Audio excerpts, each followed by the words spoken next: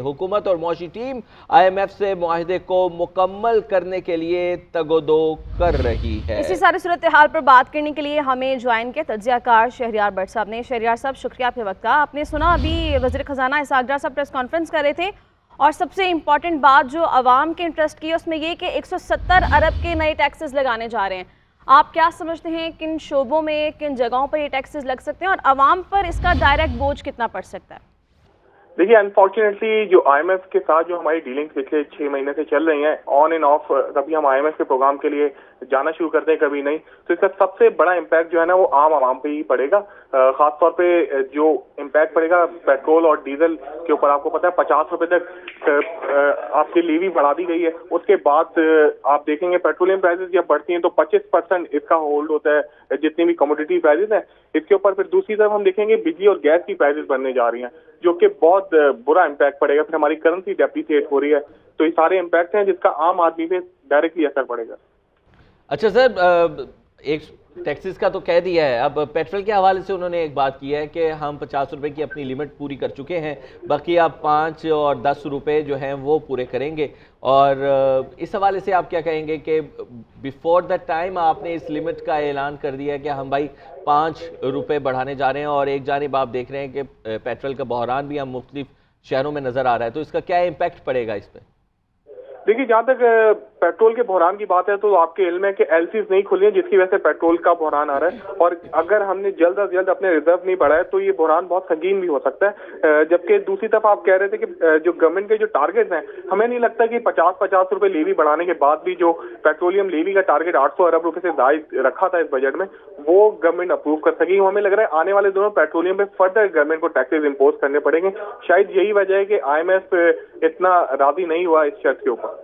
अच्छा, ये बताएगा कि जो उन्होंने एलामिया जारी किया है उसके अंदर कामयाबी के हवाले से कोई जिक्र नहीं आया कि मुज़ाकरात कामयाब हो गए हैं। उन्होंने कहा कि हमें इस हवाले से उन लोगों ने एक यकीन दहानी कराई है कि हम इसकी इस्लाहात करेंगे, जो सब सैलाब-ज़दगान हैं उनकी मदद करेंगे। मुख्तलिफ चीज़ों का उन्होंने सिनेरियो का जिक्र किया है, कामयाबी का जिक्र उन्होंने नहीं किया। देखिए, कामयाबी तो जब होती है जब हम IMF का प्रोग्राम ले लेते। एक्चुअली हमने IMF के साथ बहुत ज्यादा वादा खिलाफियां की हैं, इस हुकूमत ने भी की हैं और पिछली हुकूमत ने भी की है। ऑन एंड ऑफ ये हमारी हिस्ट्री रही है, जिसके बाद अब IMF जो है हम पे मजीद एतबार करने को तैयार नहीं है।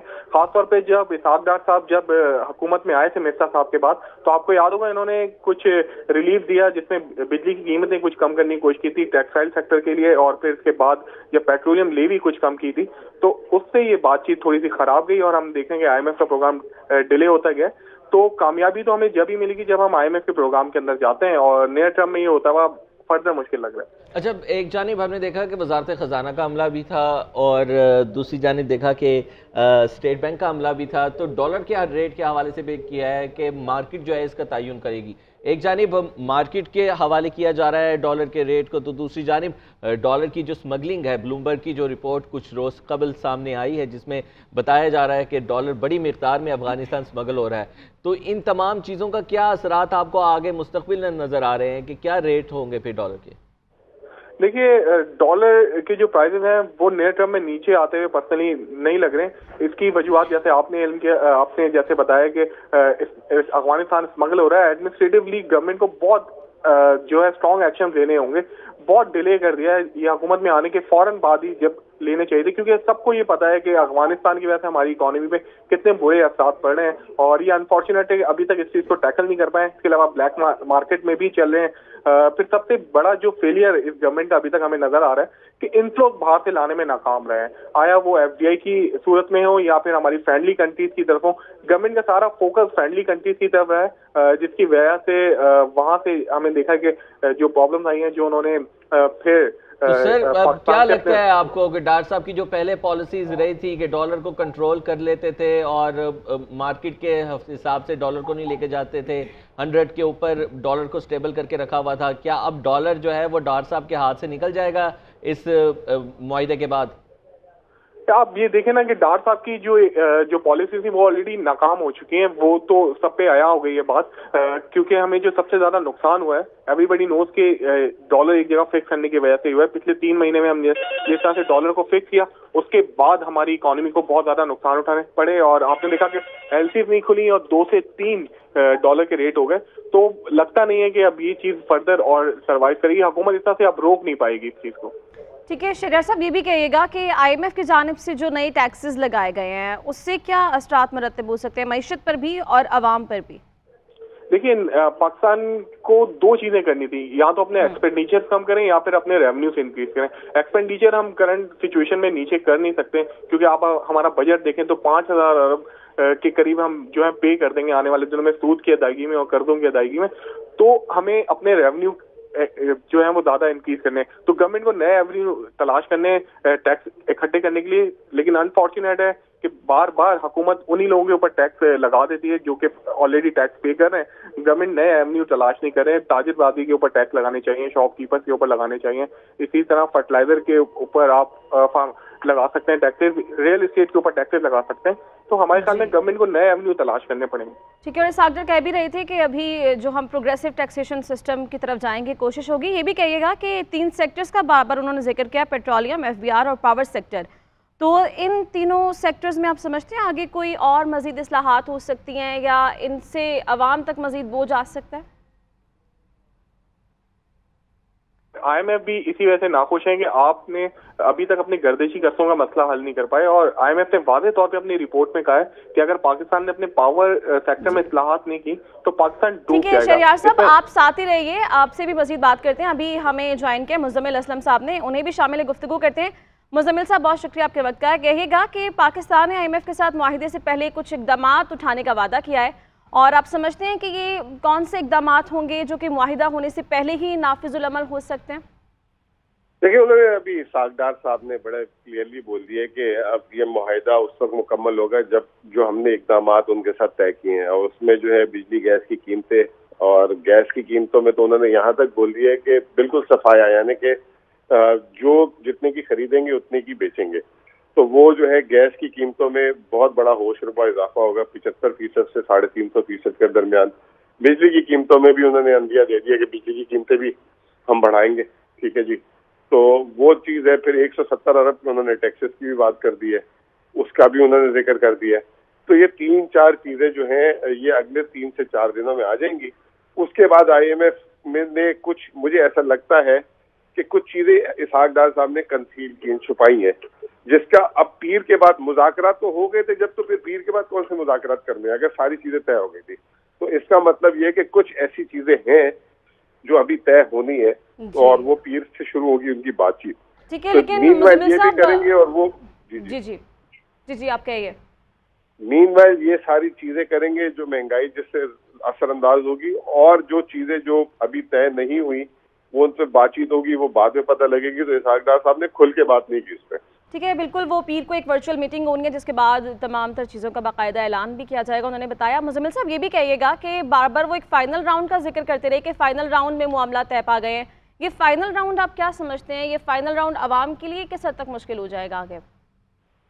नहीं, वो बस फाइनल राउंड वो यही था कि आप हमें थोड़ा सा टाइम दे दें। कभी वो फ्लड्स का बीच में जिक्र ले आते थे, कभी किसका ले आते थे।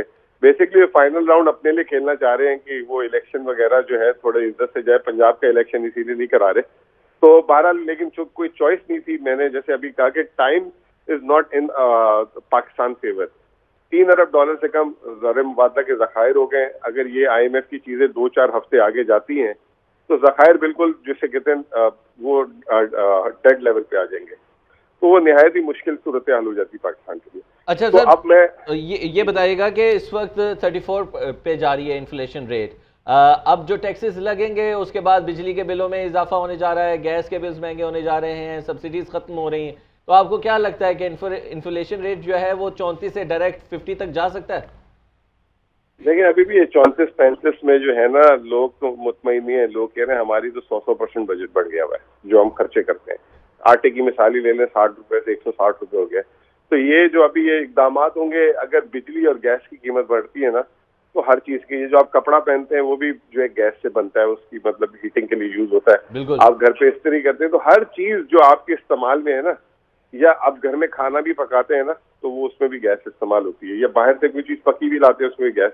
अगर तो हर चीज बिजली, गैस और पेट्रोल, इन तीन चीजों के साथ लिंक है। तो ऑब्वियसली अगर इसमें होश रुपा इजाफा होगा, तो जैसे सीमेंट की मिसाल देता हूँ, सीमेंट में बहुत ज्यादा कोल भी यूज होता है और चीजें भी यूज होती हैं, तो ये तमाम चीजें महंगी हो जाएंगी। और महंगाई जो है, अब देखें, वो एक नंबर उड़ाने वाली बात है। आपको मैं कहूँ कि 50% हो जाएगी। मैं ये कहूंगा कि जो अभी महंगाई है ये आपको सस्ता लगेगा, जो अभी करने वाले उसके बाद जो चीजें होंगी आप कहेंगे काश वो दौर में, इस दौर में वापस आ जाए जिसमें अभी आप तंग हैं। इसके लिए भी आप दुआएं करना शुरू। अच्छा सर, इस सारे मामलात के अंदर और प्रेस कॉन्फ्रेंस के अंदर जो हम पहले सुनते आ रहे थे इदारों की निजकारी के हवाले से, इसहाक डार साहब की जानिब से कोई इशारा नहीं दिया गया। क्या लगता है कि आपको कि सीक्रेट इसको रखा गया है और इदारों की निजकारी के हवाले से थोड़ा मामलात को ताखीर की तरफ डाला गया है? दो चीजें हैं। एक तो अगर आप देखें, मिस्र इजिप्ट का भी IMF प्रोग्राम हो रहा है, उन्होंने कह दिया कि जितनी भी हुकूमत की कंपनी है वो सब बेच दें। आप मिस्र में तो ये ऐलान हो गया, ठीक है। आई एम श्योर कि इसी तरह की चीज जो है हमें भी वो बोल रहे हैं। तो इसहाक डार साहब ने बोला है अभी इसमें कि वो जो पावर प्लांट है दो बिलो की, तो क्या आपको क्या लगता है सर कि हालात इसी तरफ जा रहे हैं कि हम लोग गैस जो है वो सब्सिडीज नहीं दे सकते, घी के ऊपर सब्सिडी नहीं दे सकते, गरीब आदमी को सब्सिडी नहीं दे सकते? तो जब सब्सिडी नहीं दे रहे, जो यूटिलिटी जो कॉरपोरेशन है उसका जो कॉन्सेप्ट है कि आवाम को सस्ती अशिया फराहम की जाए, तो क्या इदारे हम भी इस तरफ जा सकते हैं?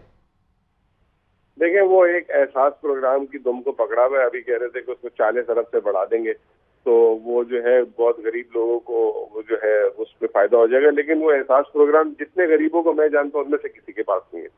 मैं भी कोई मतलब कोई 500,000 गरीब लोगों को तो मैं भी जानता हूँ ना। तो वो पता नहीं एहसास प्रोग्राम में भी कौन से गरीब पहले से निकाले हुए। तो जो गरीब है, जो मुतवस्सित तबका है, जो 20, 25, 30 हजार, 35 हजार, 40 हजार भी तनख्वाह ले रहे हैं, उसके लिए तो बहुत ही मुश्किलात हैं भाई। मैं मईशतदान होकर उनका बजट नहीं बना सकता। यकीनन ये मुश्किल फैसले भी हैं और आवाम की मुश्किलात के अंदर इजाफा भी करेगा। मुजम्मिल असलम साहब हमारे साथ मौजूद है। बहुत शुक्रिया मुजम्मिल असलम आपका।